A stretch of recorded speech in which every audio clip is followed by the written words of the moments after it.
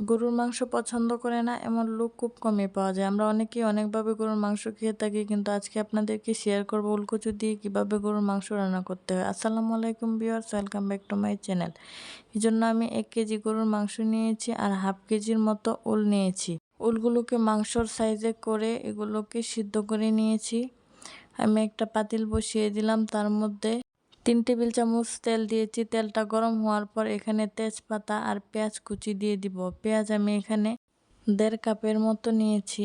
পেঁয়াজ কুচিগুলো একটু সিদ্ধ হয়ে গেলে এখানে কালো গোলমরিচ, এলাচি আর দারচিনি দিয়ে দিব। তারপর এগুলোকে গোল্ডেন ব্রাউন করে ভেজে নিব।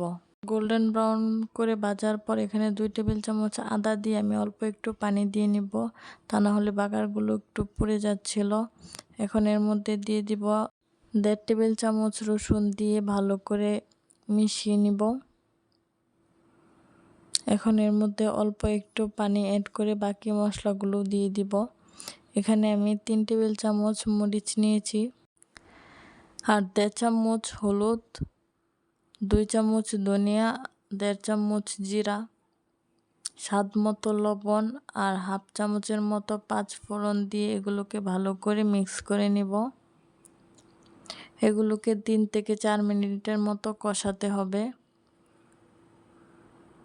আমার মশলাটা প্রায় কষানো হয়ে গিয়েছে। এখন আমি এর মধ্যে মাংসটা দিয়ে দিব। মাংসটাকে ভালো করে নেড়েচেড়ে মিশিয়ে নিব। মেশানো হয়ে গেলে 15 মিনিটের জন্য ঢাকনা দিয়ে ঢেকে দিব। ফিরে এলাম 15 মিনিট পর। এগুলোকে এখন ভালো করে নেড়েচেড়ে এর মধ্যে উলকচুগুলো দিয়ে দিব। তারপর এগুলোকে ভালো করে নেড়েচেড়ে মিশিয়ে 15 মিনিটের জন্য ঢাকনা দিয়ে ঢেকে দিতে হবে।